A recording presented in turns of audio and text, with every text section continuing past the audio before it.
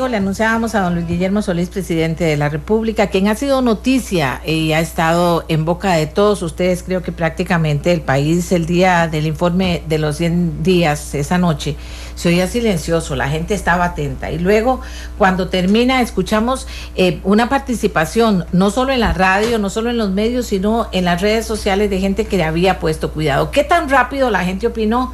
No era necesario esperar un poquito y tratar de analizar lo que había dicho el presidente. Pues al día siguiente, el viernes, yo les dije, eso es lo que voy a hacer. Voy a tratar de repasar el discurso, voy a tratar de oír qué fue lo que dijo la gente para finalmente sentarme con don Luis Guillermo, que aceptó estar esta mañana con nosotros. Buenos días, don Luis Guillermo. Muy buenos días, doña Amelia, y muy buenos días para todas y todos. Es un gran placer volver al programa después de algunos meses de no estar aquí, pero siempre es un gusto conversar con usted. Estoy a sus órdenes. Bien, 100 días, ya usted explicaba hasta la saciedad por qué 100 días. Rapidito, ¿por qué 100 días para hacer este informe? Bueno, principalmente para empezar a trabajar parejo y con la mesa limpia, porque, bueno, limpia, con la mesa por lo menos sabiendo qué es lo que había. Aquí se ha hecho un balance que me parece importante a 100 y piquito de días de haber iniciado el gobierno. Falta prácticamente todo por hacer, ¿verdad? Lo que hemos hecho en estos 3 meses y medio es empezar a ordenar la casa, y una parte importante era contarle a la gente, al pueblo costarricense, qué fue lo que encontramos, y esto es lo que encontramos, y me parece que había que decirlo así, con claridad, y buscando constructivamente una solución para que de aquí para adelante tengamos más posibilidades como país, que las tenemos todas además. Usted fue la persona que habló, pero no fue que usted vio todo, hizo todo, fue a buscar todo a los diferentes no. ministerios, no. Usted se basó en lo que le dieron su equipo de trabajo. Así es. Ok, y entonces su equipo de trabajo, ¿qué le dio a la final, don Luis Guillermo, para poder estructurar esto? Le dio un diagnóstico claro, le dio una minuta ejecutiva. ¿Qué le dio para que usted pudiera terminar armando todo Mire, me dieron un informe, que fue un informe que se les pidió sistematizado en un cuadro para que fuera comparable lo que se encontraba en una institución y en otra. Se recogieron más de 100 informes, uno por cada institución principal del gobierno. No es un informe detallado, no es el informe que se les va a pedir, por ejemplo, para el próximo 1 de mayo, en donde tiene que haber una relación muy específica de cosas que se han hecho, que se han dejado de hacer, etcétera. Porque dice que lo que no se mide no existe. Lo que no se mide no existe. Y tenemos, y tiene razón, don Roberto, y el Plan Nacional de Desarrollo, que será presentado el 17 de noviembre, tiene los indicadores de medición, como tienen que tenerlo los planes nacionales de desarrollo. Las acciones fundamentales, ¿y en qué orden se irán llevando sí, exacto, a cabo? Bueno, sí, el plan nacional tiene todo eso y tiene indicadores para medir, etcétera. Esto no era un intento de hacer eso, era simplemente un informe sobre lo que se había encontrado. Lo que se mencionó en el informe es una parte de eso. Hay un montón de cosas más. Cuando digo un montón, son, no sé, decenas de otros casos de diferente nivel, pero que no ilustraban tan bien como lo ilustraron los que presentamos en el informe, la situación de irresponsabilidad con que se había manejado el Estado. Y se sigue manejando en el sentido de que hay bolsones de ineficiencia que todavía tienen que ser atacados y en algunos casos destruidos, ¿verdad? Para generar una nueva cultura de administración pública. ¿Usted estuvo satisfecho con este primer ejercicio que hizo con sus ministros? Sí. Y creo que es muy bueno para el país también. Claro, pero es como vernos nosotros mismos. Sí. Y porque mira ayer que leí una última mirada final al discurso, decía, mira, sí es cierto que uno tiene que entender que don Luis Guillermo Solís es el líder absoluto, no solo del equipo de gobierno, sino de los empleados públicos de Costa Rica. Sí, que es el jefe. Sí, claro. Es el jefe, todos los empleados públicos. Y viera que para mi agrado constaté 2 cosas. Uno, que el gabinete ampliado, digamos, ministras, ministros, presidentes ejecutivos y presidentes ejecutivas, salió más unido, está mucho más cohesionado como parte de este ejercicio. Hemos asumido una responsabilidad que, siendo mía como titular del Poder Ejecutivo, es de todas y todos como equipo. Y lo segundo es que la inmensa mayoría de los y las empleadas públicas son gente buenísima. No son un montón de sinvergüenzas, vagos y irresponsables. Creo que hay algunos que sí, como también los hay en las cúpulas de los partidos políticos y de quienes han gobernado. Pero hay una reserva de gente que con los estímulos adecuados y con una conducción política adecuada van a sacar adelante la tarea como socios de este esfuerzo y no como sus principales detractores. No piensa, y le voy a hablar desde la perspectiva del empleado público que cumple, que quiere y que está a la orden y que quiere hacer las cosas bien, no piensa que hablar tanto de corrupción en el gobierno hizo que metió a todos en una sola bolsa, hizo que ellos a la final se entiendan y el jefe cree que yo soy un corrupto? Bueno, espero que no, porque hay unos párrafos absolutamente claros respecto de eso, y porque he tenido posibilidad de conversar durante estos 3 meses y medio con muchos funcionarios públicos que lo que venían a decirme era: vea, presidente, lo que queremos es ayudar a resolver esto. Eran esas mismas personas. Cafecito. Ah, delicioso. Hola, buenos días, muchas gracias. Que queremos ayudar, y eran esas mismas personas las que me ponían en evidencia algunos temas y lo siguen haciendo, porque conocen bien. Si aquí se habla muy mal de los mandos medios, y hay algunos que efectivamente obstaculizan y hacen muchos problemas, pero hay mandos muy buenos, técnicos, usted sabe, técnicamente han estado aquí, usted los trae a menudo. Y son personas que saben de lo que están hablando, que tienen un gran compromiso por Costa Rica. Entonces, sí, se corre el riesgo, ciertamente, cuando uno hace un informe de este tipo, de cometer injusticias y generalizar. Espero no haberlo hecho, y expresamente señalo en el texto del discurso, del informe, que hay una reserva muy buena de empleados públicos. Usted de primera entrada dice: comprendo que cuando un gobierno impulsa profundas reformas políticas y sociales, esas resistencias aumentan con la misma intensidad con que aquellas se acometen. ¿Cuáles acomete usted como profundas reformas políticas y sociales? ¿Cuáles? Bueno, las que vamos a tener al final del gobierno. Nosotros estamos empezando a mover todo lo que tiene que ver con infraestructuras, por ejemplo. Eso es un tema muy importante para el país.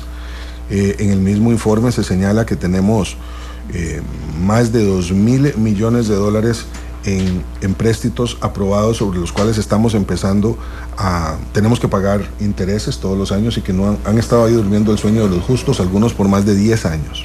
Bueno, una cosa que queremos hacer es gastar esa plata bien gastada, invertida, más que gastada en infraestructura. Eso nos permitiría elevar el Producto Interno Bruto, la producción del país, en 2 puntos. Bueno, eso es una gran reforma. Si nosotros hacer las cosas, en este país dejamos de hacer las cosas hace mucho tiempo. Ayer me llevé la gran y grata sorpresa de ver el paseo marítimo de Cieneguita, donde en cosa de 6 meses vamos a tener 3 kilómetros, en 6 meses, 6 meses que terminan en diciembre y empezaron en mayo.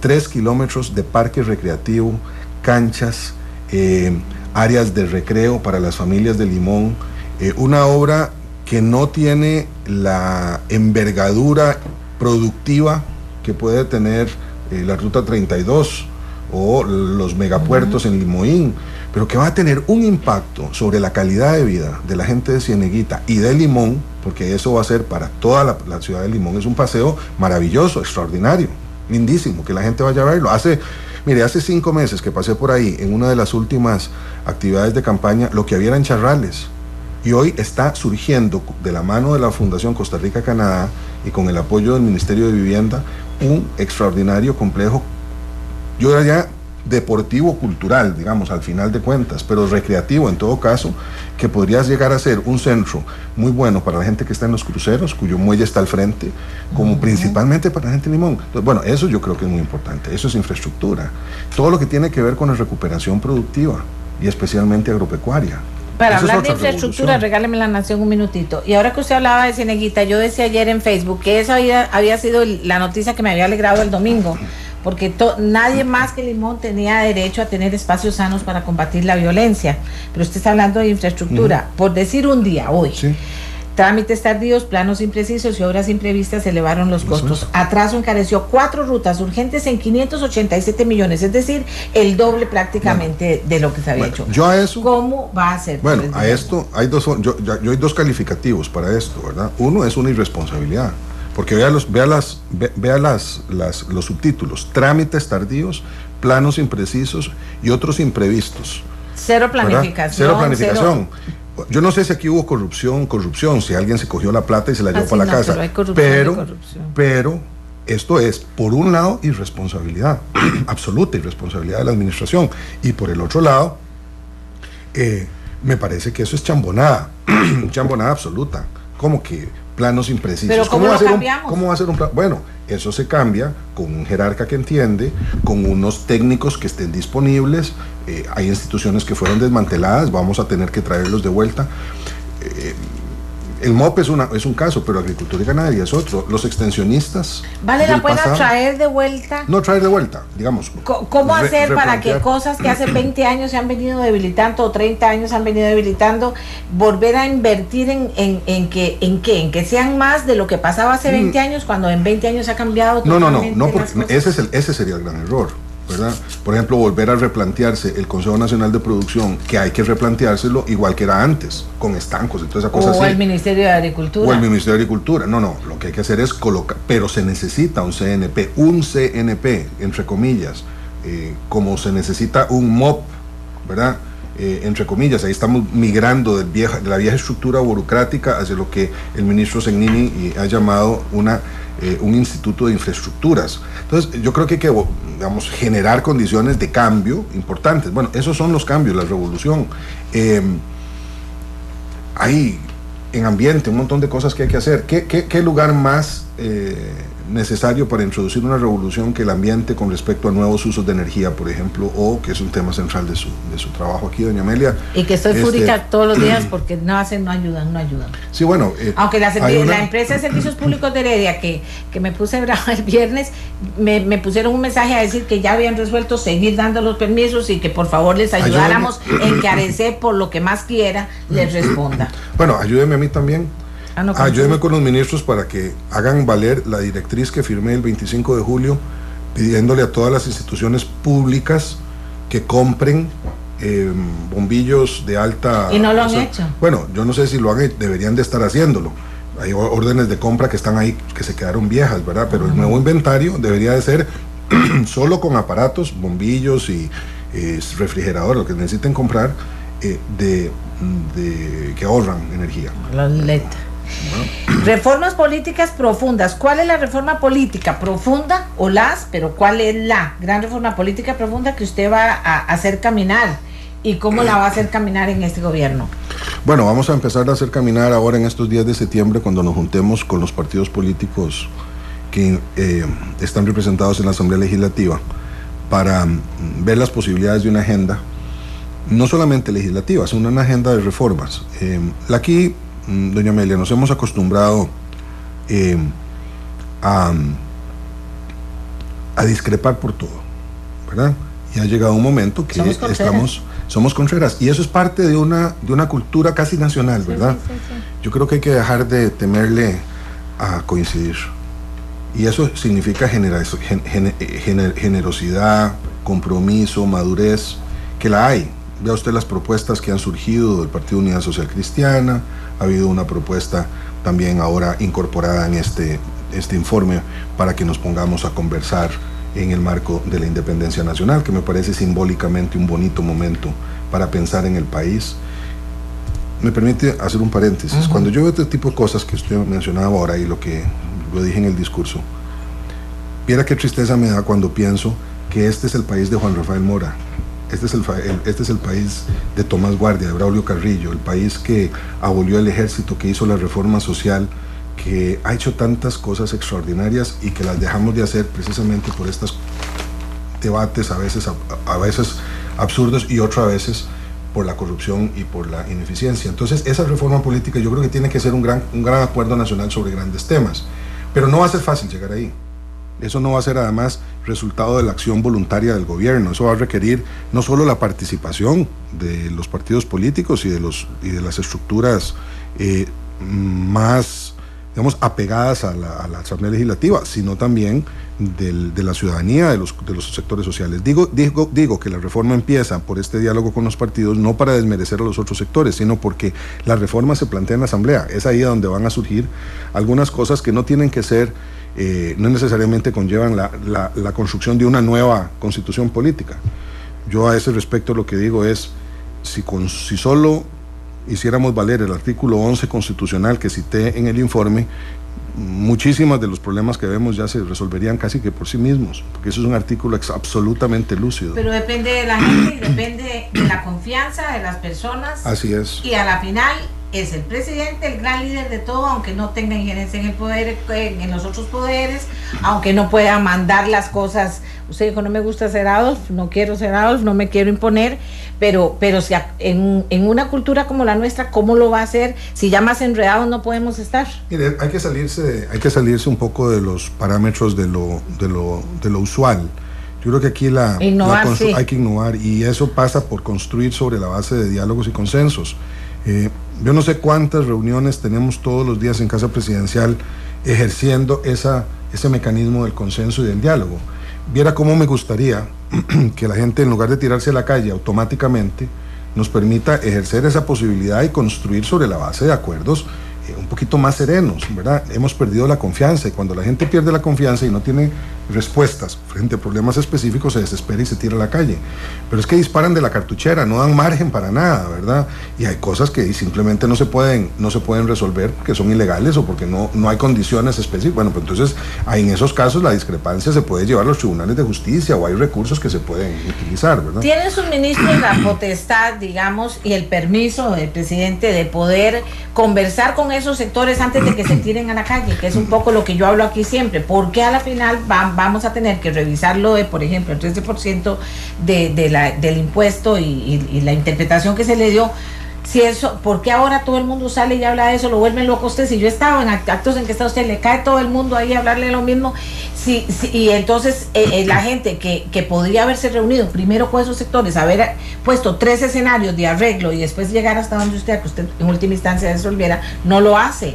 Eso es una cultura de gobierno, otra cultura gubernamental. Pero viera que ahí yo también señalo un cierto temor que tiene el funcionario, a veces muy inducido por las asesorías jurídicas de los ministerios, de que casi que cualquier cosa haga es ilegal y lo van a meter un recurso, ¿verdad?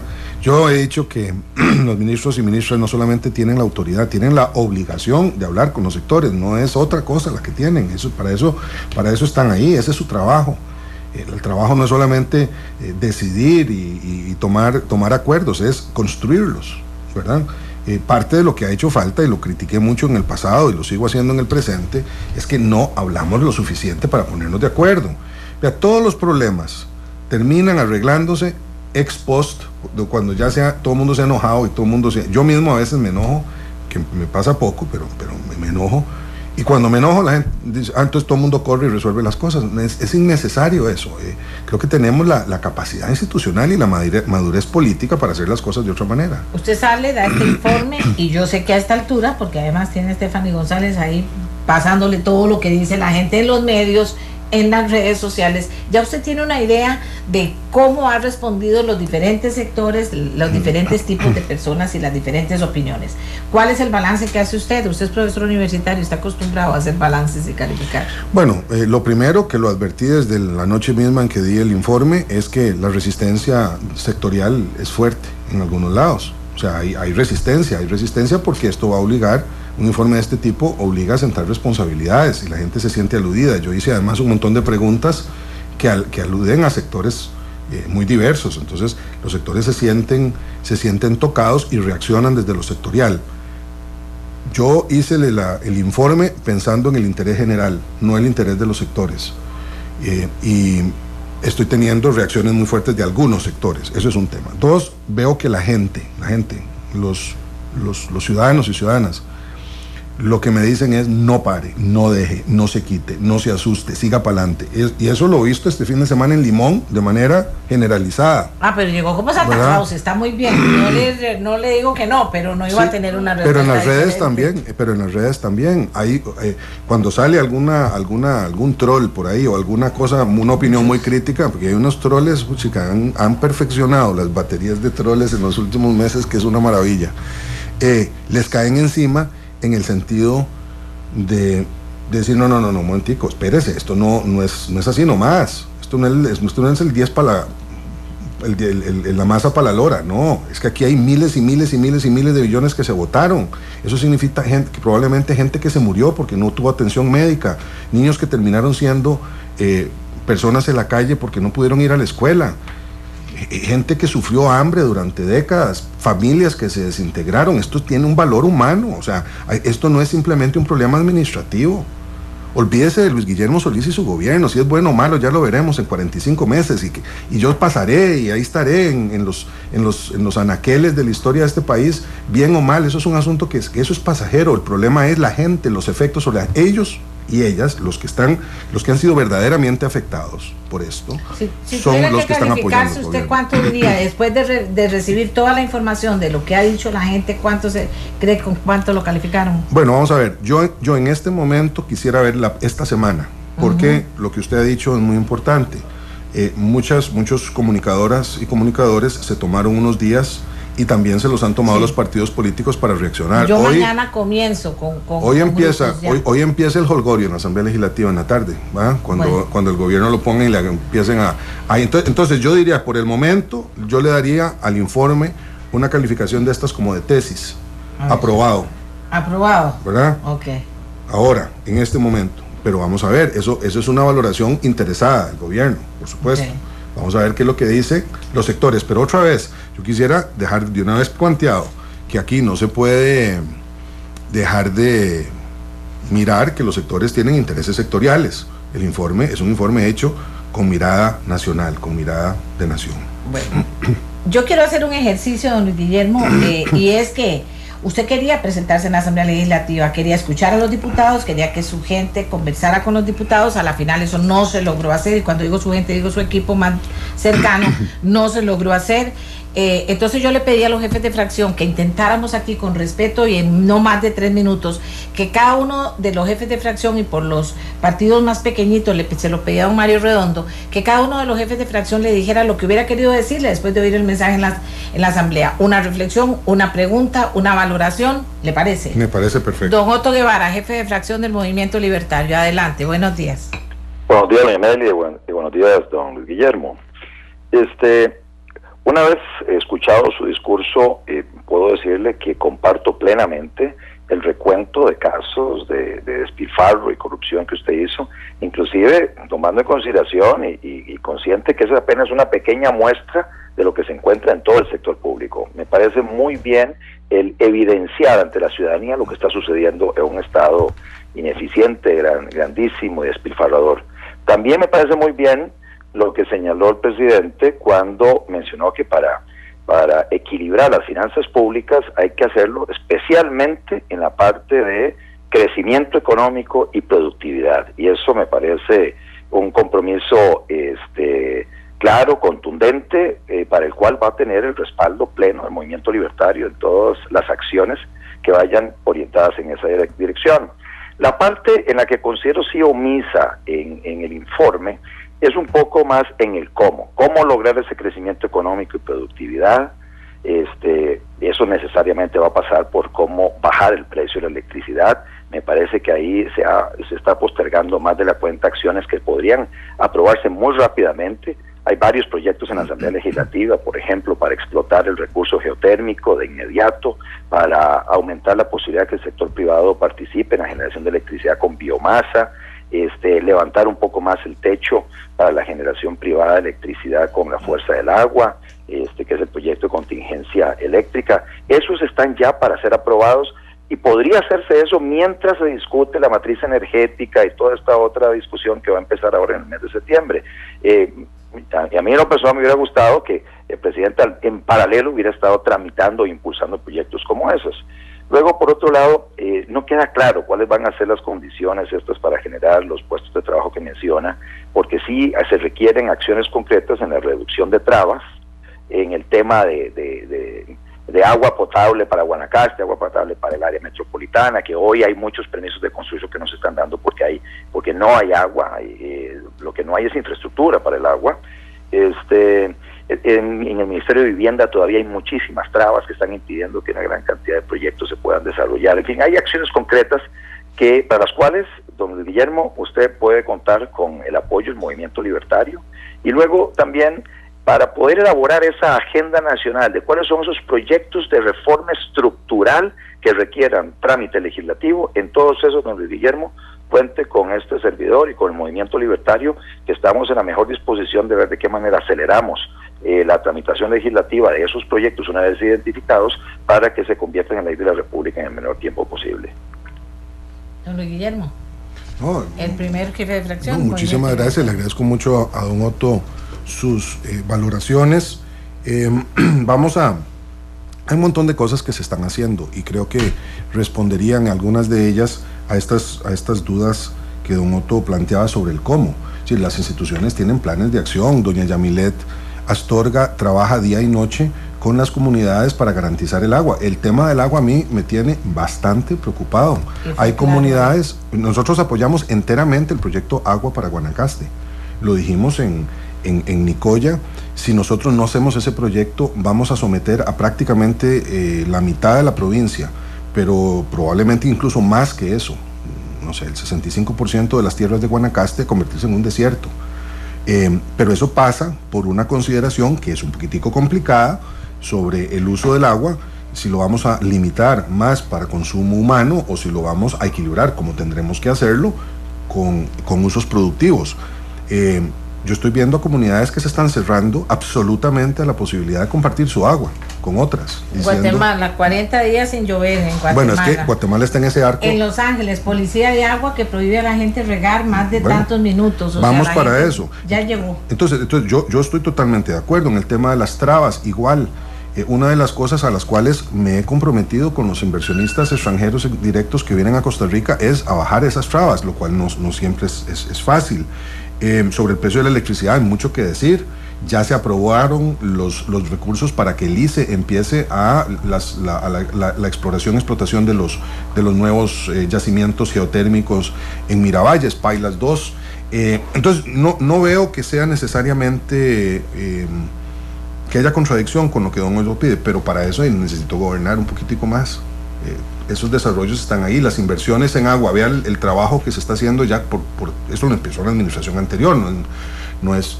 Pero usted dijo, déjenme gobernar. Sí, pues se lo digo a las cúpulas, y yo dije, ¿cuáles cúpulas? Las sindicales, las empresariales, las cúpulas? Mediáticas. Las mediáticas, ¿a cuántas cúpulas se lo está pidiendo? A todas, es que lo que tengo son 3 meses y medio de gobierno. Hay cúpulas que no lo han dejado. Es que me tienen maniados, pues tengo que ¿Por qué lo tienen maniado? Porque tengo que estar atendiendo permanentemente un montón de cosas de trámite diario que son normales y que yo no tengo ningún problema en atender y dar cuenta. Pero tiene que pensar y tiene que decir pasar tiempo, y tiene que ordenar y tiene que decir por aquí vamos. Así es. No le queda tiempo para eso. No me queda poco tiempo y tengo un equipo de medios que maneja las cosas, pero yo no tengo un aparato de propaganda pero la gente entiende, o sea, nadie está pidiendo milagros, yo lo puse también en el informe, nadie espera milagros, el costarricense y la costarricense normales saben que la situación está complicada, que el gobierno tiene voluntad de hacer las cosas, que vea la actitud de don Otto, absolutamente constructiva.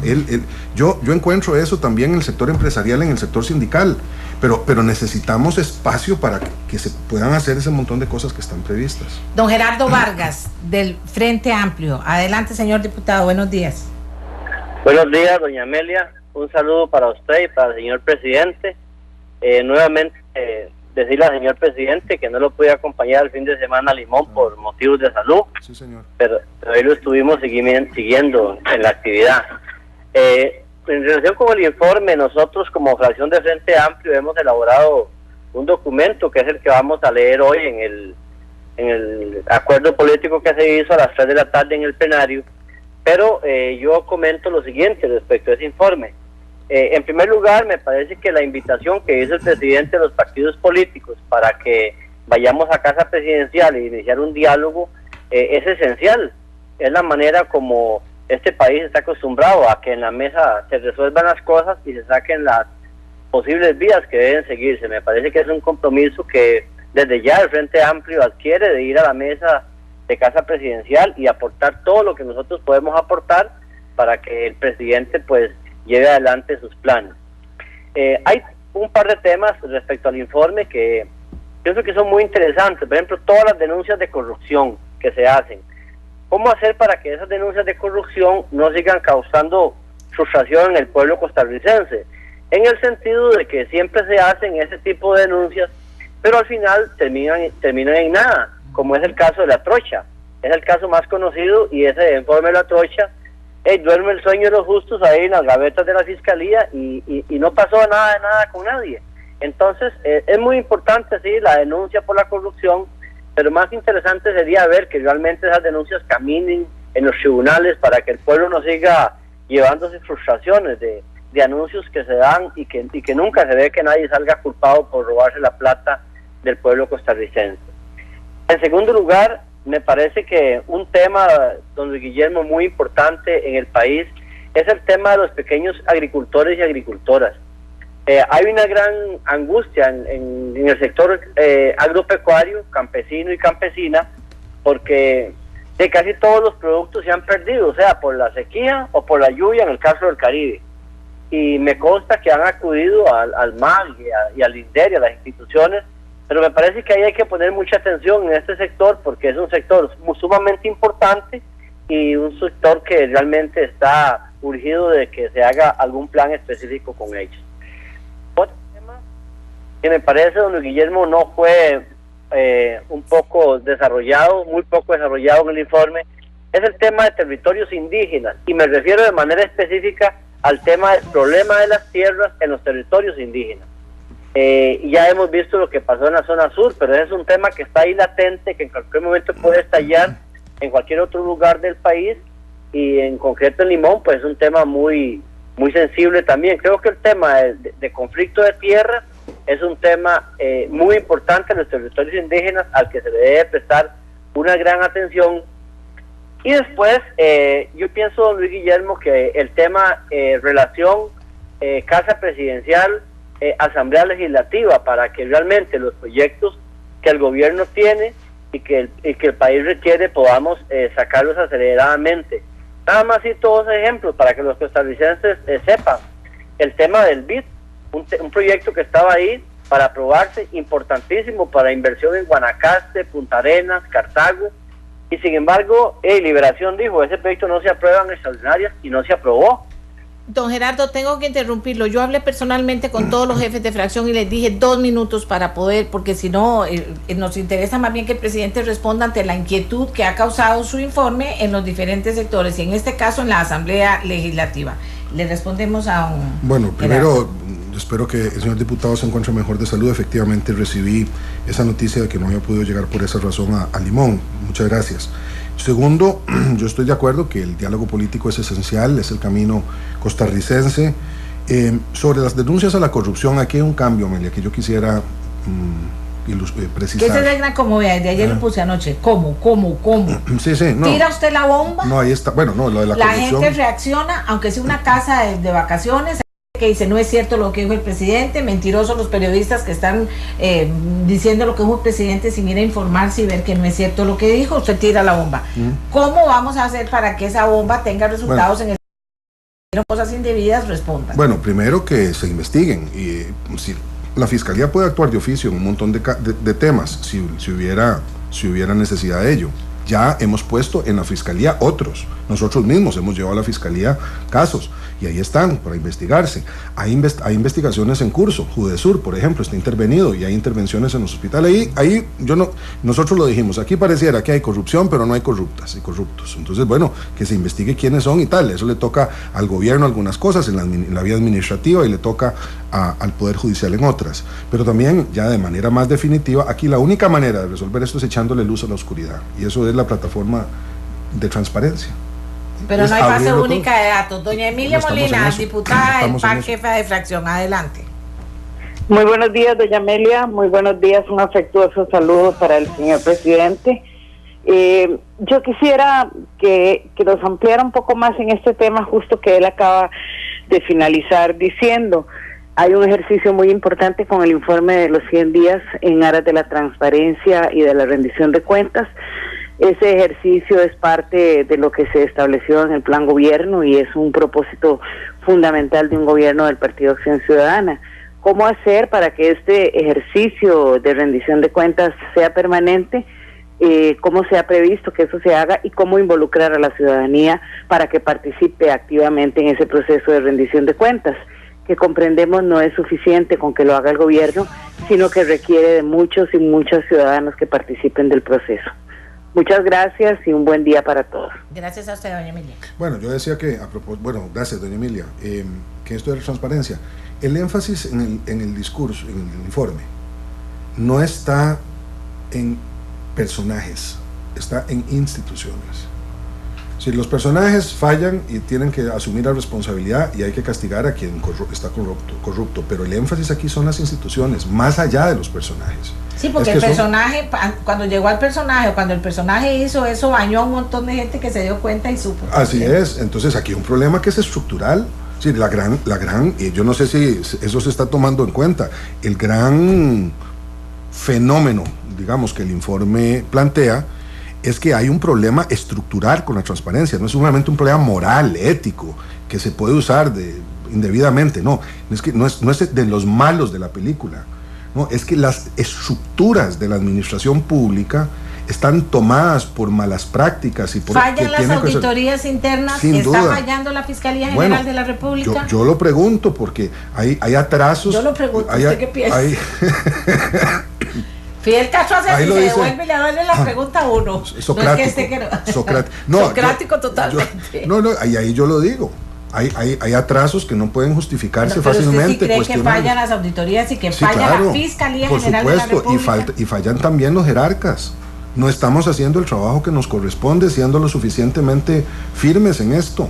El tema de los carros de la Casa Presidencial, que para arriba y para abajo lo trae todo el mundo, que si se perdieron, yo digo ahí que no estoy diciendo que se los robaron, lo dije en el informe. Lo que pasa es que me parece insólito que no haya claridad respecto de qué fue lo que pasó con los carros. Nada más. Yo no digo que tengan que decir, si es que se los robaron 4 individuos, cogieron una banda que después son los carros. Se dijo muchas cosas, ¿cómo lo va a lograr? Tema alquileres, por ejemplo, mientras que llegamos con el próximo jefe de fracción. Con alquileres no se puede hacer nada. No se puede hacer nada hasta que los contratos venzan. Pero ni van a vencer de aquí a que usted se vaya. Sí, porque en algunos casos no, pero esto que pasa con los alquileres puede pasarle con muchas cosas. Es que no puedo por la ley. Usted dice, aquí vamos a respetar el Estado de derecho en Costa Rica. Yo podría tomar decisiones, por ejemplo, y decirle a un ministro. Y también insinúa que a veces se equivoca y a veces no funciona bien el Estado. Por supuesto, si es que no somos perfectos, ni tampoco lo será mi gobierno, y encontraremos en algún momento, equivocaciones que tendremos que sancionar. Pero vea el tema de los alquileres. ¿Qué hago yo con contratos firmados durante 6 años? De lo que me queda es o pagar los 6 años y además de eso una demanda de los dueños de los edificios, o buscarle la comba al palo y tratar de castigar en eso en algún medio. Lo haremos todo lo posible para lograrlo, pero yo no negocié esos contratos. Tiene buenos abogados usted para que estén fijos en todas las cosas que hay que manejar aquí, porque usted dice, yo no me meto con la Constitución. No me meto con la Constitución. Yo creo que se pueden hacer bien las cosas aplicando la ley en un Estado de Derecho, pero imagínense que si la Fiscalía no falla. Sí, pero ahí, vea, en esa materia hay que ser absolutamente respetuoso de la separación de poderes, porque parte del problema que tenemos es que se han desdibujado esas fronteras, y entonces la politización de la judicatura y al revés la judicialización de los espacios políticos también es algo que nos está afectando, pero hay que ser muy cuidadosos. Y aquí ponemos entidades a fiscalizar que nunca son vinculantes tampoco, entonces me explico, ¿a dónde está ahí todo el nudo gordiano? Que a la final, ¿cómo desenredar todo esto que pasa? Por eso es que yo también le atribuyo mucha importancia al liderazgo político. No puede ser que quienes hemos sido electos o quienes han sido seleccionados para ocupar una función, como es el caso de un ministro, no hagan bien su trabajo. Tienen que dar el ejemplo, tienen que asumir las responsabilidades, tienen que tutelar adecuadamente sus instituciones, y eso yo creo que se puede hacer si la escogencia de la gente es la adecuada. Creo que lo hice. Don Rafael Ortiz, jefe de fracción del Partido Unidad Social Cristiana. Buenos días, adelante, don Rafael. Buenos días, doña Amelia. Buenos días, señor presidente. Muy buenos días. Un par de comentarios. Creo que ustedes han tocado ya varios temas fundamentales. Me parece, don Guillermo, que en el tema de la inoperancia del Estado como tal, usted menciona, digamos de pasada, una posible solución no solo para el tema de la corrupción, sino para la mala gestión. Me parece que existen en estos momentos leyes que, si fueran aplicadas, nos permitirían pedirle rendición de cuentas a los jerarcas en cuanto al cumplimiento de los objetivos que establecen los ministerios en el Plan Nacional de Desarrollo. Creo que que por ahí tenemos que redefinir eso un poco mejor. En lo social me preocupa mucho porque todo esto repercute en una menor posibilidad de inversión en todo lo que es la parte social.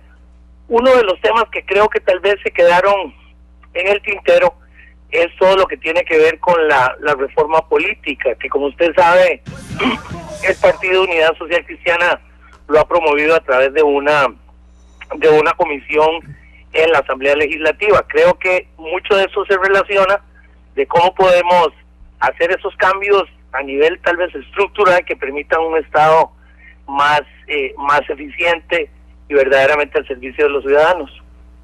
Muchas gracias, don Rafael.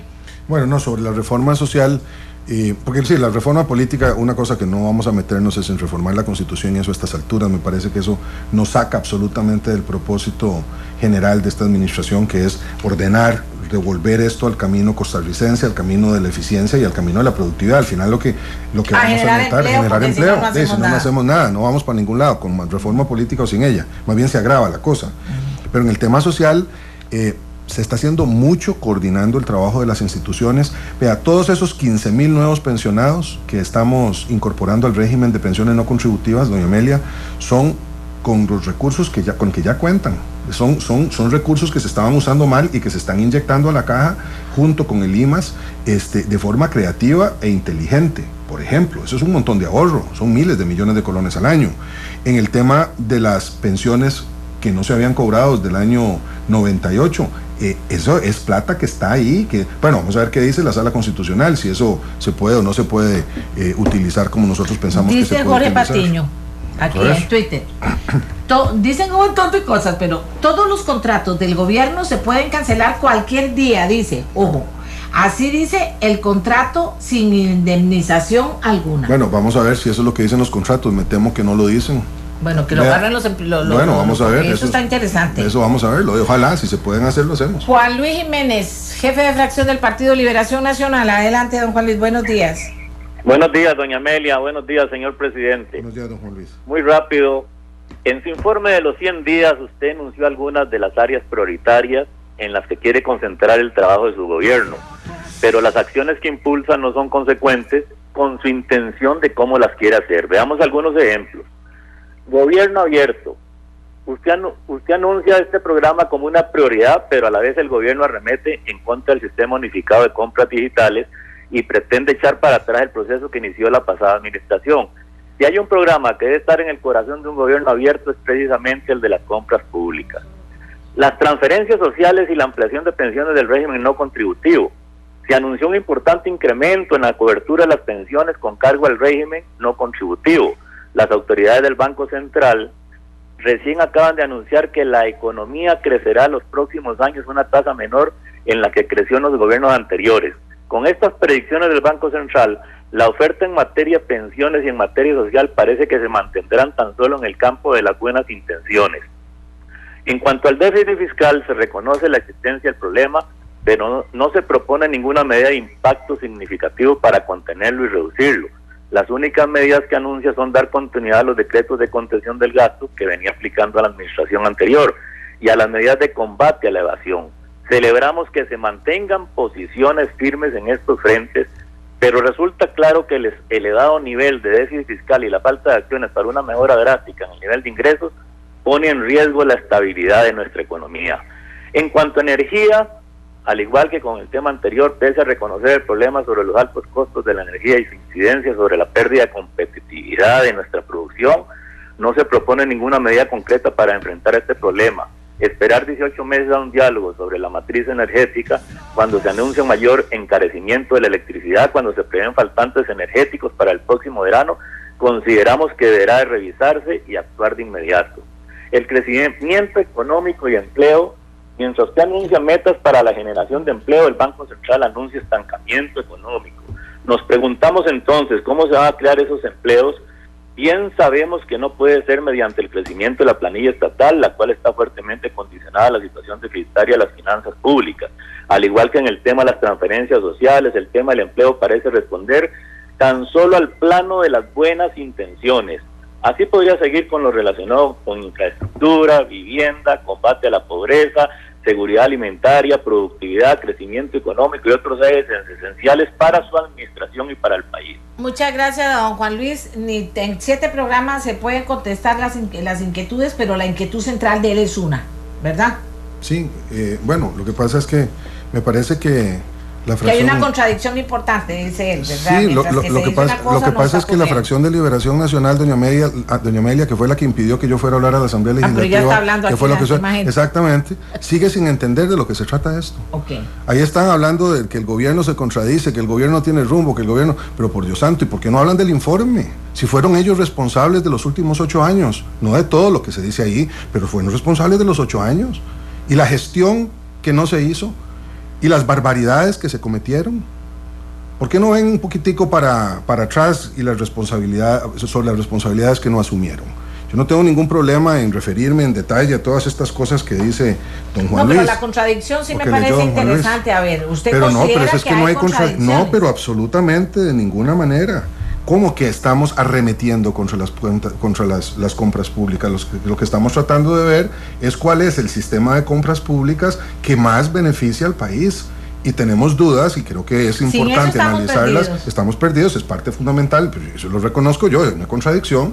Estamos con dudas de si Comprarred tiene mejores condiciones, que creemos que las tiene, respecto de Merlink. Pero eso es un debate que hay que hablarlo, porque vamos a tomar como punto de partida la decisión de la administración anterior de que Merlink era la tapa del Perol. Estamos buscando, y creo que hay datos que permiten cuestionarlo. Vea, probablemente, doña Amelia, a mí me parece un ridículo que este país se haya dividido entre merlinkistas y comprarredistas, ¿verdad? Como si fuéramos Capuletos y Montescos, pero esa es otra discusión, no es que el gobierno está contradiciéndose. Bueno, pero esas son las discusiones que aumento del déficit. Yo no sé si, oyendo a don Juan Luis Gutiérrez, Jiménez Zúcar, todos los dirigentes históricos de Liberación Nacional deben estar revolviéndose en sus sepulcros, porque ahora resulta que para no aumentar el déficit no se puede gastar nada en lo social. No, perdón, cuando aquí dice gente como los dirigentes de Liberación Nacional representados en la Asamblea Legislativa que el gobierno no tiene rumbo, lo que están diciendo realmente es que no tienen el rumbo que ellos quieren que tenga. Se están haciendo las cosas diferentes. Nosotros sí creemos que hay que volver a invertir en salarios para los trabajadores, sí creemos que hay que volver a invertir en pensiones. ¿Quién le está metiendo más ruido en la Asamblea Legislativa al gobierno? Bueno, yo me atengo a lo que dicen algunos diputados de Liberación Nacional, que serán irreductibles en la oposición al gobierno. Eso es lo que les toca. Bueno, yo diría que les toca eso cuando nos equivoquemos, pero les toca construir. Aumentar salarios a los empleados públicos a cualquier precio. No a cualquier precio, pero mejorarlos, Amelia, si es la base. Pero acuérdese que a ellos se le pone 5 colones y cuánto la final termina. Sí, pero es que se puede hacer sin despedazar el rey. Así es como lo piensa hacer. Claro, porque nosotros lo que estamos diciendo es que se van a aumentar esto, igual que a las universidades, también estamos invirtiendo más en universidades porque el recurso humano es muy importante. Sin pedirles nada. Pidiéndoles, como lo pedimos, una listita de cosas que las universidades están dispuestas a hacer para mejorar su propio gasto. Lo que pasa es que nos acostumbramos en este país a que al pobre nunca se le daba nada. Todo es siempre para la cúpula productiva y al trabajador nada. Estamos mejorando pensiones, estamos pagando universidades sin olvidar la macroeconomía. Por eso ahí se habla del déficit, se habla de las medidas de contención del gasto, se habla de la necesidad de ser más competitivos, se habla de la necesidad de buscar más inversión extranjera directa. Uno puede vivir en un régimen abierto, capitalista, con condiciones de mercado que obligan a la competitividad sin matar a la gente. Mario Redondo, el último diputado, Alianza Democrática Costarricense, jefe de fracción en representación de los partidos pequeños. Adelante. No pequeños, con menos representación en la Asamblea. Muchas gracias, doña Amelia. Bendiciones, señor presidente. Dios le dé sabiduría para sacar este país adelante. Muchas gracias, don Mario, igualmente. Presidente, le quiero decir muy concreto. Me parece que usted es hábil para discursos, el discurso fue bonito, coincido en el diagnóstico, un diagnóstico que no difiere mucho de lo que ya se ha venido señalando desde hace tiempo en este país. Se han cometido muchas chambonadas. El tema, presidente, que yo sí extraño son dos cosas que para mí me parecen vitales. Si el diagnóstico desde hace rato nos indica que este país requiere reformas estructurales, yo extraño un diálogo sincero, claro, de calidad entre el Poder Ejecutivo y la Asamblea Legislativa, que sinceramente ha sido deficiente, señor presidente, y extraño propuestas, porque actualmente en la Asamblea Legislativa no tenemos propuestas de la actual administración. Estamos trabajando con la agenda que dejó doña Laura Chinchilla en la Asamblea Legislativa. Y sobre ese particular del diálogo, presidente, no puede ser posible que un diputado tenga que estar presentando recursos de amparo para que el ministro de Obras Públicas, para que el ministro de Hacienda, y no le voy a presentar un recurso de amparo a usted, señor presidente, por el respeto que me merece, pero para que usted nos conteste una nota sobre convenciones colectivas que le enviamos hace ya 100 días. Yo creo, y se lo digo también con el mayor de los respetos, ahora usted se refirió a que hoy empezaba el jolgorio en la Asamblea Legislativa. Esa no es una expresión de un presidente a la Asamblea Legislativa, ni es algo que permita ni fomente un diálogo respetuoso y un diálogo constructivo. Si usted quiere un diálogo constructivo, en la mayor disposición, estamos anuentes, estamos claros, pero con el respeto de un lado para el otro, porque obviamente con diálogo y con propuesta es la forma de que podemos sacar este país adelante. Yo creo que todos estamos ya claros de que diagnósticos en este país los hay muchos. Usted lo dijo en su Facebook, 12 de noviembre del año pasado, ya en Costa Rica hay muchos diagnósticos y lo que falta son acciones. Muchas gracias a don Mario Redondo. En la misma tesitura preguntan, ¿qué va a hacer el gobierno con los salarios del sector público y los abusos en sobresueldos y convenciones colectivos? Ahí está la gota del desperdicio. No puede exigirse al pueblo mayor cultura tributaria con esos relajos en los salarios del sector. Pero totalmente de acuerdo, doña Amelia. Ahorita vamos a tener que revisar convenciones colectivas porque hay vencimientos que vienen en el mes de octubre. Es una buena oportunidad para revisar esas decisiones junto con las organizaciones laborales que tienen derecho a tener también sus convenciones colectivas. No se trata de socavar ese derecho, pero sí de discutir los específicos. Con respecto a lo que dice don Mario, mire, yo le tengo la mayor consideración a don Mario y me parece que su rol de junta con Liberación Nacional en algunas de las posiciones de oposición al gobierno son bien conocidas. Entonces, digamos, yo veo ahí una continuación en el, digamos, conceptual. Aquí no ha habido solo diagnóstico, es más, no ha habido ningún diagnóstico. Aquí lo que ha habido es una relación de hechos, de cosas como se están haciendo mal en el gobierno desde hace años. Y hay una ruta de un gobierno que tiene 115 días de estar en el poder sobre cómo atender algunas de esas cosas y movernos hacia un escenario diferente. Yo no hice en el informe de los 100 días el informe que tendría que ser el 1 de mayo. Y por eso pedí que me dejaran gobernar, don Amelia, porque el cómo lo vamos a ver en la práctica. Estamos desarrollando esos proyectos y programas. Pero la gran pregunta es el cómo pero del claro, discurso. Pero si es que el cómo está ahí en Cieneguita. ¿Cómo se está recuperando infraestructura? Vayan a ver la Cieneguita. ¿Cómo se está mejorando la distribución de bonos de vivienda? Pero ahí se están, hemos distribuido más bonos de vivienda sin enredos y sin clientelismo político en estos 3 meses y medio de lo que se hacía en la administración anterior. ¿Cómo es que estamos recuperando la posibilidad de la gente pobre de tener acceso a fuentes de trabajo, aunque sea para vivir un poquitico mejor? Bueno, buscando los fondos para fortalecer los Ensinai o el programa Manos a la Obra que habían dejado prácticamente desfinanciados. Entonces, el cómo está ahí, cómo se hace. ¿Usted siente que no lo dejan gobernar realmente? Mire, yo creo que hay una justificada demanda del gobierno de que todo se haga ya y que se haga dando un mapa muy detallado. Pero en eso se encuentran los sindicalistas y se encuentran los empresarios. Todos, porque todos están mal acostumbrados a gobiernos que no hacían las cosas bien hechas y que a los que tenían que estar presionando porque no había claridad en algunos procedimientos. El tema todo de las concesiones, eso viene de camino, ¿verdad? Ahí hay una cantidad importante de cosas que no mencioné. Judesur viene de camino, investigaciones en el INDER vienen de camino, investigaciones en el Consejo Nacional CNC, en el Consejo Nacional de Concesiones vienen de camino, vienen discusiones en el IMAS de programas que hemos encontrado ahí. Entonces hay un montón de cosas que todavía están de camino, pero yo pido un poquitico de tiempo para poder resolver eso y también para demostrar que sí se puede, como lo está haciendo don Helio Fallas, ser responsable en el manejo macroeconómico, generar condiciones de productividad adecuadas para que continúen llegando a Costa Rica las inversiones que necesitamos, se reactive en la economía nacional, cosa que yo espero pueda hacerse si los señores diputados, por ejemplo, nos ayudan con banca de desarrollo y nos ayudan con algunos empréstitos como el del BID, al cual don Mario Redondo se opuso, por ejemplo, ¿verdad? Dice usted que está haciendo sí, bastante yunta, sí, como no. Yunta con liberación. Me parece bien que la haga, digamos, él es un diputado con mucha experiencia que tiene los recursos políticos y de conocimiento personal para armar esos tinglados. Él es un experto en eso. Aquí dice que unos están aliados con otros, que otros... Bueno, a la final, ¿cuál es de su punto de vista sobre la Asamblea Legislativa versus la labor que quiere hacer el gobierno y versus si no se convierte en otra cúpula que no lo deja gobernar? Bueno, ahí hay una discusión que yo entiendo porque estoy en política y soy político, de estiras y encoges. Y la presión no viene gratis. Aquí hay una discusión que tiene de telón de fondo también. Usted me da, yo le doy. Claro, viejas prácticas que nosotros, a las cuales nos estamos resistiendo, ¿verdad? Porque ese es el otro tema, que también las cúpulas políticas y empresariales y sindicales, etcétera, tienen una forma de resolver los problemas que en el pasado funcionaba muy bien, que es te doy, me das y todo el mundo tranquilo. Yo creo que hay en este nuevo contexto histórico hay un cambio al cual yo le doy la bienvenida en esas cúpulas.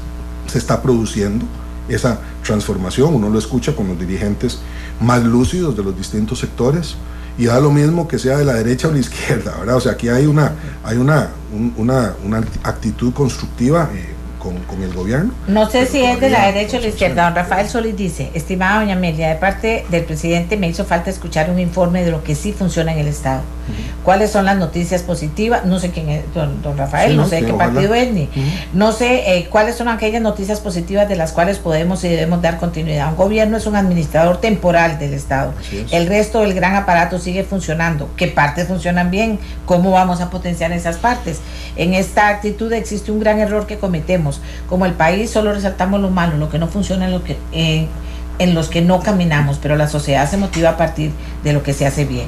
Bueno, yo creo que tiene toda la razón don Rafael, y eso se irá viendo. Yo prefiero que más que decirlo lo veamos al Estado funcionando mejor, pero toda la segunda parte del informe es fundamentalmente reconociendo el espíritu de lo que don Rafael señala. Este país es un país que está para más, es un país que tiene la capacidad para salir de esto si tenemos la lucidez de unirnos, de construir esos acuerdos, no tenerle miedo al consenso, desarrollar un proceso de diálogo nacional y sobre todo cambiar las prácticas que no sirven. Yo encuentro que es muy interesante constatar cómo todo el mundo se queja, ¿verdad?, de las prácticas, de las malas prácticas del Estado, hasta que esas malas prácticas, algunas de las cuales pueden beneficiar a algunos sectores, los tocan, y entonces ahí ya viene la reacción. Pero bueno, la gente sigue reiterando el tema de las cúpulas, que por qué no dice nombres, por qué no da... Usted ha señalado cúpulas todas, porque le decía yo, de cúpulas aquí hay de todos los extremos, colores y sabores. Todas las cúpulas, ¿por qué? Bueno, yo no sé si todas las cúpulas, porque... ¿Cuáles más que otras? Es que mire, hay en esto, Amelia, se incurriría en el riesgo de las generalizaciones, porque las cúpulas son entidades colectivas, por definición. O sea, son personas que están en aparatos que representan sectores que se juntan, o intereses que se juntan. Entonces, hablar de las cúpulas da la posibilidad de señalar al aparato rector, a los que generan poder, a los que administran poder político, sea este poder derivado del pueblo, como pueden ser funcionarios públicos, en algunos casos electos, o pueden ser simplemente grupos de interés o grupos de presión. Yo en eso prefiero no decir nombres, porque me parece que podríamos terminar aquí haciendo lo que no queremos hacer, que es poniendo sobre personas específicas responsabilidades que atañen al conjunto del aparato de poder del país. Llegado el momento, si hay algo directo de frente, todo lo denuncia. Sí, claro, no, ya lo hemos hecho. De hecho, en las denuncias que se han interpuesto ante la Fiscalía General de la República hay nombres y apellidos. Y cuando haya que hacer señalamientos, acusaciones por malversación o por delitos de lo que sea, habrá que ponerle responsables, caras a quienes han cometido esos ilícitos. Yo estoy haciendo un balance de orden general. Me parece que ese balance se precisa con ejemplos. Los ejemplos aluden a malas prácticas que se han acumulado en el Estado costarricense, y vamos a ser muy rigurosos, digamos, y rigurosas en la administración de nuestros propios cuadros, ¿verdad? Porque aquí ahora gobierna un gobierno que se suma a toda esta cadena anterior de administraciones de las cuales somos parte, en el sentido de que le damos continuidad a lo que don Rafael decía, efectivamente, a esa continuidad del Estado que viene desde los tiempos más remotos de la historia nacional. ¿Está satisfecho con la gente que tiene a la par suya en este momento y en este arranque? ¿Está satisfecho?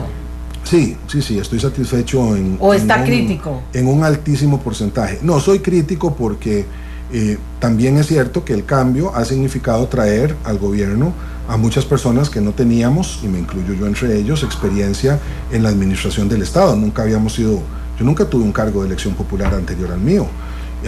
Pero se le metió al tren. Y me le metí al tren. Como y usted vea cómo andamos. Golgorio, digo, se le metió al tren. Y ahora estoy en la locomotora, manejándolo, ¿verdad? Entonces, es muy difícil manejar el tren. Usted primero hablaba de la finca en Charalá, ahora va al frente de la locomotora.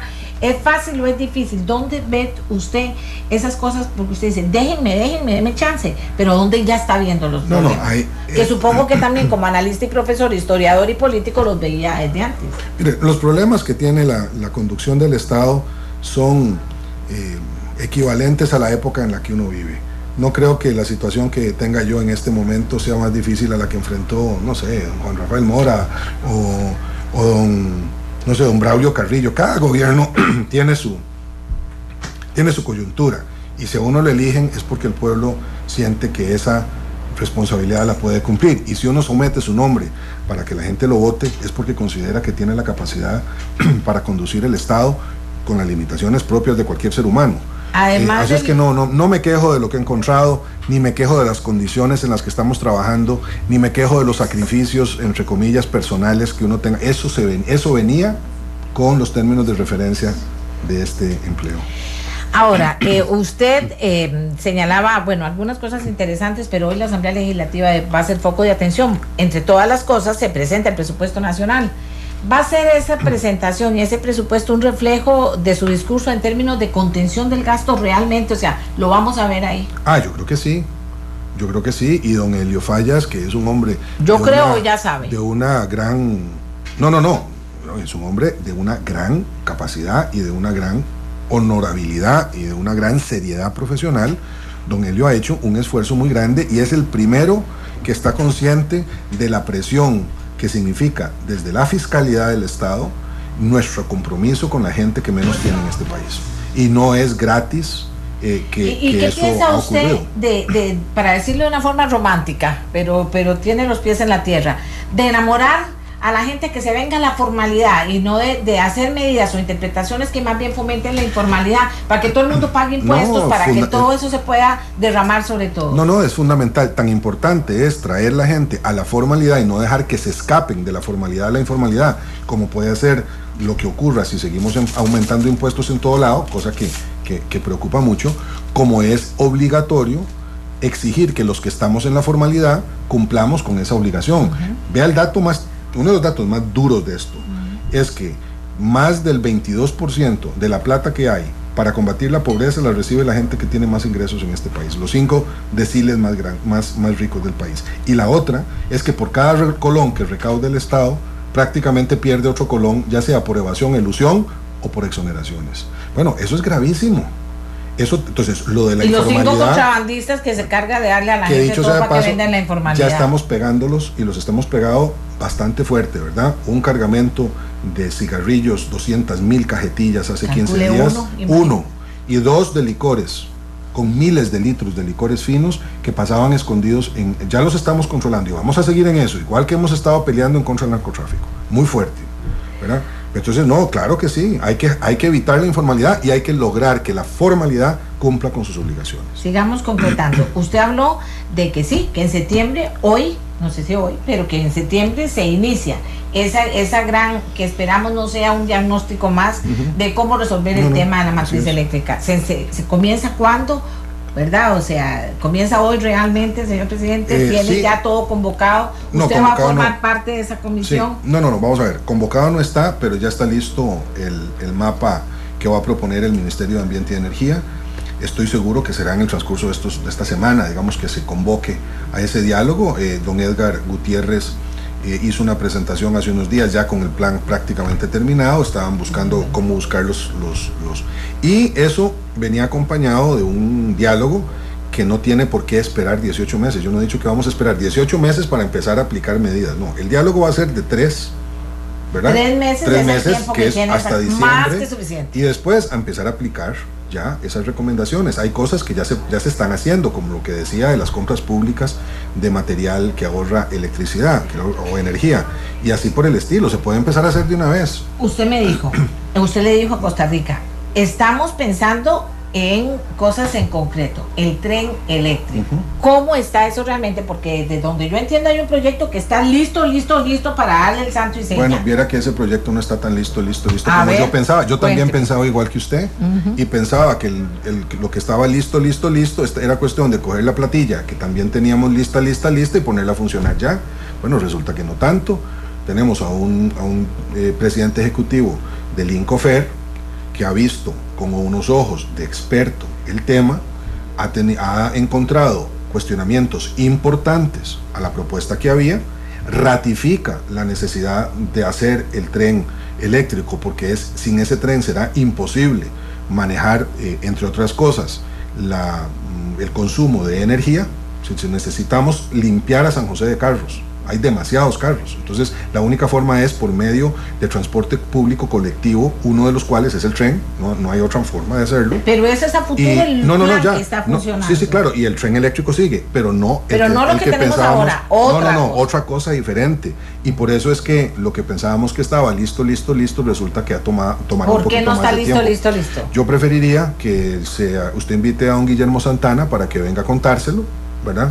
Porque lo tiene clarísimo don Guillermo, que es un hombre además de una prudencia y de una mesura equivalente a la firmeza con que está haciendo las cosas. Ok, transporte público, lo que tenemos ahora en este momento es ese proyecto que se puede resucitar, digamos, sí, en claro. el sentido más se ha muerto, para que esto camine. Okay. Sí, claro. Eso es lo que tenemos en transporte público. No hemos pensado en bajar impuestos a los digamos, en una política general, porque cuando uno dice bajar impuestos, dicen, no, pero si no pagan impuestos, le dicen, bueno. ¿Cómo se ha pensado en ver ese tema del transporte que es tan grave, tan serio? Y si no sale el transporte público, si no sale este tren, ¿cómo va a ser? ¿Cómo va a ser el país? Vamos a ver, lo del tren, para mí el tren es casi obligatorio. No puedo imaginarme resolver los niveles de consumo de energía que este país tiene, independientemente de todo lo que se tenga que hacer en el ámbito doméstico. Yo creo que ahí el tema de la generación distribuida y otras cosas que ya está explorando Fuerza y Luz con el ICE es fundamental. Tenemos que dejar que la gente produzca e inyecte a la red la generación, por ejemplo, de energía solar. También hay que fomentar otros usos, ¿verdad? Incluso el del biodiesel y otras cosas que podrían ayudar mucho. Estuve hablando el otro día con representantes de la empresa pública de Medellín, que es muy buenísimo, un ejemplo de una empresa pública que sin embargo opera con unos niveles de eficiencia realmente envidiables, sobre posibilidades en ese sentido. Como le digo, en materia energética hay un montón de cosas, ¿verdad? Hay proyectos muy grandes que vamos a anunciar pronto para Guanacaste, que tienen que ver con energía eólica. El fin de semana pasado estuve con un grupo de inversionistas en esa materia, que están muy pegados a proyectos de desarrollo social. Pero son posibles, eso de lo que usted me está hablando es posible. No, para empezar a invertir ya. O sea, aquí el problema otra vez es que en materia solar, por ejemplo, hay un atraso de ARECEP para fijación de tarifas que nosotros necesitamos resolver, y tenemos ya varios meses de atraso que la ARECEP no define esas tarifas. Tengo cualquier cantidad de preguntas de la gente que vea, claro, respetuosamente yo se las voy a pasar después a Stephanie para que ella se las dé al señor presidente y él vea por dónde andan las preocupaciones. Generar empleo de calidad. ¿Por qué no apoyar a las empresas ticas para que oferten en la construcción de Ruta 32? No, pero si estamos totalmente... ¿Va o no va con los chinos la Ruta 32? Bueno, así. Tenemos un entendimiento. El presidente de China le dijo a usted, vamos a hacer todo lo que Costa Rica quiere porque China quiere ir ahí. El presidente de China lo que me dijo fue, China quiere apoyar a Costa Rica en esos proyectos y puede apoyar en otros proyectos. La relación con China, le dije yo al presidente chino, no está dependiendo de 2 proyectos de infraestructura, como tampoco depende de 200 radiopatrullas o 400 radiopatrullas y un estadio. O sea, ponerlo en esa dimensión es no entender lo que está pasando en el mundo. Y él entendió. Entonces, él entendió. Y respetando las leyes nuestras. No, bueno, yo lo que le dije es, queremos revisar porque los contratos no son de recibo así como están. Y porque la gente insiste que eso es mano de obra para los costarricenses que se van a quedar sin mano de obra. O sea, los chinos estarían dispuestos, entre otras un montón de cosas que hay que negociar, en que trabajaran costarricenses como en otros países, 90% de ticos, 10% de chinos.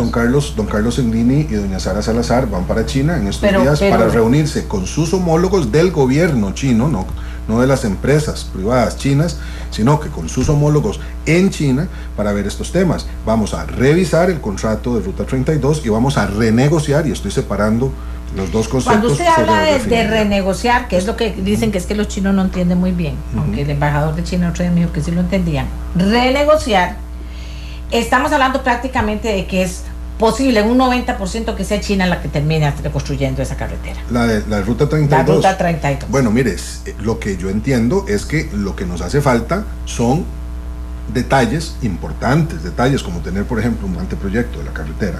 Que no y tener el 90% de ticos trabajando por ahí. Eso, pero digamos, antes de llegar a los empleados, pues digamos por dónde va la carretera y de cuánto ancho es y qué le significa al Estado costarricense esa carretera. Pero esa carretera tenemos que hacerla. Es absolutamente fundamental. ¿Refinería yo creo que China, sí o no? Bueno, vamos, es que es lo que tiene que reconocer. ¿Por qué pensamos tanto una información? Hace años. Porque hay obligaciones que el Estado costarricense tiene y que ahora los chinos han dicho estamos dispuestos en un caso a revisar y en otro caso a renegociar. Veamos cuáles son los términos de esa renegociación. Yo le he pedido a los renegociación Ruta 32. No, revisión. Revisión Ruta 32. Sí. Y revisión también. Y renegociación. Desde el punto de inicio de la refinería. Renegociar significa plantearse la cosa en términos absolutos, ¿verdad? Revisar significa partir de lo que ya tenemos, que es, a propósito de los diagnósticos, un montón de trabajo que ya está adelantado. Yo no quisiera tirar todo eso a la basura. No, pero que se use todo eso, digo yo, que ha sido una idea. Le pregunto, no digo yo, le pregunto. ¿Sí? ¿Por qué no darle vuelta y que sea para fomentar el tema de energías limpias? Toda esa inversión que se va a hacer y todo lo que se ha construido, que no es tan definitivo tampoco. Bueno, porque podríamos atrasarnos un montón de tiempo. A mí lo que me dicen, por ejemplo, algunas personas que saben mucho de esto, es que para qué seguir insistiendo en una ruta, una carretera, cuando podemos hacer un ferrocarril. Bueno, esta decisión no se tomó y lo que tenemos es una ruta que no es contradictoria con un eventual ferrocarril, pero tenemos una carretera, tenemos que hacerla más ancha, necesitamos llegar con buen ancho de vía hasta los puertos y hasta la ciudad de Limón, y eso forma parte de un corredor logístico que empieza en Tablillas, que dicho sea de paso es una frontera terrestre que tenemos que tener lista dentro de muy pocas semanas. Eduardo Zúñiga, ¿por qué no utilizar el equilibrio financiero y dictar mora sobre las convenciones colectivas? Ahorremos. Bueno, esa es una opinión, pero las convenciones colectivas son un derecho laboral y no se puede declarar mora sobre los derechos que tiene la gente para negociar sus condiciones laborales. No se puede tampoco condicionar, declarar una mora a aumentar los salarios o a negociar las cuotas de la caja o lo que sea. Simplemente eso ocurre cuando tiene que ocurrir para que la administración asegure su adecuado funcionamiento. Aquí hablan de que por qué no han respondido al tema de respeto y diálogo planteado por Mario Redondo. No, pero sí, absolutamente quiero que haya respeto y diálogo y por eso es que estoy convocando con todo respeto y con mucha esperanza a los partidos representados en la Asamblea Legislativa para que vayan a una conversación con nosotros a la Casa Presidencial, a donde establezcamos los términos de esa agenda que vamos a desarrollar. Pero claro que tiene que ser respetuoso el diálogo, pero el diálogo respetuoso tiene que ser en dos vías, ¿verdad? No solamente en una. Y yo creo que también a veces en la Asamblea Legislativa se les va un poquito la mano respecto del gobierno. A mí no me eligió un comité de barrio, me eligieron 1.327.000 y pico de costarricenses, y eso me da una investidura que también obliga a un poquito de serenidad y un poquito de respeto a la presidencia de la República, no al presidente, a la presidencia de la República. ¿Cómo quiere terminar este año usted? ¿Qué es lo que quiere lograr en este año usted, don Guillermo? Quiero lograr un país que el país tenga la actitud, que tenga la esperanza de que las cosas van a mejorar que encontré en Limón. Un país que tenga una agenda propositiva, un país que tenga una mirada optimista, un país que mire en las acciones del gobierno una posibilidad de vivir mejor. Hay preocupaciones económicas que yo comparto, ¿verdad? Y eso solo se resuelve generando más empleo y mejorando las condiciones de la economía, produciendo menos trabas, más competitividad, etcétera. Y eso no va a pasar de aquí a diciembre. Simplemente estamos todavía en esa fase de la plataforma de lanzamiento, digamos, de las políticas económicas, porque lo que se está haciendo pues tiene impactos que no son de corto plazo, ¿verdad? Hemos logrado aplanar, por ejemplo, las tarifas de la electricidad hasta que entre el proyecto Reventazón del ICE, que le va a permitir al país bajar los costos, porque va a ser energía hidroeléctrica la que nos permita sustituir búnker y combustibles térmicos.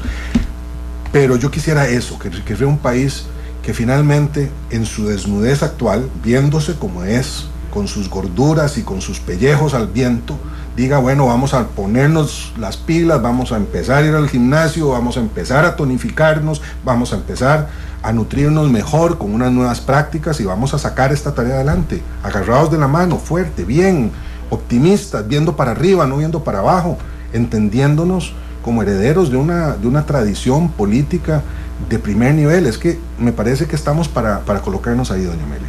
Ahora, yo sé que usted ya tiene que irse porque tiene una actividad, pero ahora que usted ya está de frente, ya tiene el toro agarrado por los cuernos, ¿verdad? Ya usted lo ve. ¿Qué podríamos decir de don Luis Guillermo en el sentido de tener que tomar decisiones básicas en un país que puede estar muy dividido, que puede no encontrar consenso sobre temas importantes en un momento y que necesita alguien que diga, sí, no importa, señores, mañana o dentro de 20 años la historia me absolverá, ahora vamos con esto porque vamos con esto? ¿Ya usted ve que tiene el talante de hacer eso o está demasiado enredado todo como para que usted piense en que no solo es ordenar, es tomar decisiones sobre un par de cosas hacia las que va a decisiones sabias, además. Claro, además, pero hacia ahí vamos, o sea, todo el mundo caminando hacia ahí. Mire, ¿hacia dónde? Mire, doña Amelia, yo no quiero, otra vez, porque no es esa mi actitud en general de considerarme mejor que nadie en la vida, pero yo le puedo asegurar una cosa: las y los costarricenses tienen un presidente que se desvela por ellas y por ellos, que trabaja con un equipo que se dedica mucho, con dedicación, con compromiso a resolver los problemas y que toma decisiones. No me va a temblar la mano para tomarlas cuando tenga que hacerlo. Eso es lo que me obliga, a lo que me obliga el cargo que me dieron. Es un cargo en el cual la incomodidad que se genere pasa por la obligación que tengo de servirle a los costarricenses con absoluto compromiso. Entonces, no solamente estoy dispuesto a tomar decisiones, ya las he tenido que tomar. ¿Usted cree que a mí me resultó fácil plantarme frente a este escenario y decir lo que tuve que decir sin agonizar en algunos espacios? ¿Le costó? Es que es muy duro lo que se dice ahí, Amelia. Porque ahora de donde te dice, no, es que todo eso te decía. Ni que fue. Mire, es probable que si yo pude haber quedado ahí 5 horas hablando. Pero porque ahora todo el mundo dice, no, pero eso todos lo sabíamos. Bueno, si todos lo sabíamos, ¿por qué nunca lo dijeron? Si todos lo sabíamos, ¿por qué nunca se tomaron acciones respecto de eso? No, es claro que es complicado, es que es muy difícil. A mí me hubiera gustado salir a decirles maravillas de que es Costa Rica porque nos parecemos a Australia o a Nueva Zelanda, pero la condición era esa. Don Luis Guillermo, ¿y no le preocupa que Jamber se fue para Nicaragua, que hay empresas grandes e importantes que ya están negociando con irse para Nicaragua, que son miles de empleos que se irían para Nicaragua? Y hablo en concreto de Nicaragua porque conozco todos esos casos. Dentro de lo que es fortalecer aquel empresariado para que genere más empleo, y entiendo por empresariado, la mayoría aquí somos pequeñas y medianas empresas, los mínimos son los grandes, a todos los empresarios. ¿Qué falla ahí? ¿Cuál es el clic? Porque hay una palabra que yo he oído mucho de parte de todos, pero incluyo con los empresarios, pero de todos. Aquí estoy, señor presidente. ¿En qué puedo ayudar, señor presidente? ¿Usted está tomando ese aquí estoy, señor presidente, de todos los que se lo están diciendo? ¿O va a elegir a unos, como decía el otro día alguien que nos llamó? No, es que nosotros elegimos con cuáles empresarios, y si elegimos cuáles no, cuáles son los malos. No, vamos a ver. Bueno, sobre lo de Jamber, el otro día había un desmentido de la empresa diciendo que no se estaba yendo, que algunas de sus operaciones van a Nicaragua, pero otras no, un poco lo que pasó con Intel, y sí me preocupa, claro que me preocupa. Cada empleo que se pierda en Costa Rica me preocupa, Por eso, desde que inicié la labor, inicié buscando inversionistas para que vinieran a Costa Rica y logramos no solamente corregir mediante esos nuevos contratos, sino estimulando los procesos de diálogo con el empresariado, mucho de las amenazas que se cernían sobre el país. Hoy hay claridad de que Costa Rica es un país en donde no se va a perseguir a la inversión extranjera, que queremos que ella sea, etcétera. Sí, claro que sí. ¿Se puede también medir lo que ha logrado en inversión y en empleo? Ahí es sí, en el informe, don Alex Mora, nuestro ministro de Comercio Exterior, dice que se van a generar 68,000 empleos como directos, como resultado de las inversiones en los próximos 18 meses, a lo largo de lo que falta de este año y el año entrante. Están viniendo 6, 7 inversiones muy importantes. O sea, le dan a usted la fundamentación para que usted pueda decir, eso va a ser este año. Ahí está, es el dato que me dieron en COMEX, que es una entidad que mide todo a propósito de mediciones, como decía don Roberto Artavia. Pero además de eso, estamos dependiendo de la otra parte que todavía no termina de arrancar, que es el segundo motor de la economía interna, para lo cual la banca de desarrollo es muy importante. Pero si no sale la banca de desarrollo, voy a emitir una directriz que igual va a poner a los bancos a prestar sin ¿Cuál directriz? Una que se puede hacer, que ya me soplaron, ¿verdad? Para pedir que se financie a los pequeños y medianos, que, como dice usted, son la enorme base económica y productiva que le puede dar a este país un salto cualitativo importante. Ya estamos, el 25 de julio lo dije, preparando un centro de abastecimiento para la zona sur y norte para que el SENADA se regionalice, para ponerlo en esos términos, de manera que tengan un centro de acopio en la zona sur y se pueda empezar a vender a Panamá, y tengamos otro en la zona norte para todo lo que viene para Guanacaste, que dicho sea de paso, al igual que Limón, creo que va a pegar un salto cualitativo, no solamente en inversiones, sino en crecimiento económico en los próximos 5 años. Y para terminar, servicio exterior, ese es su tema. La gente dice, se está haciendo más de lo mismo. ¿Está satisfecho con lo que se ha hecho de servicio exterior? Se quitaron a unos que eran buenos y tenían experiencia, ponen a otros sin experiencia. Yo no estoy calificando ni estoy diciendo lo que pasa. Luego, se lleva gente sin experiencia de un lugar para el otro, nombran otros sin experiencia en otros lugares. ¿No es un poco más de lo mismo en algo? La gente, cuando oye la palabra cambio, cree que todo puede cambiar. ¿Usted está satisfecho con lo que se está haciendo en comercio, en servicio exterior? Pero muy satisfecho. Pero además no es lo mismo.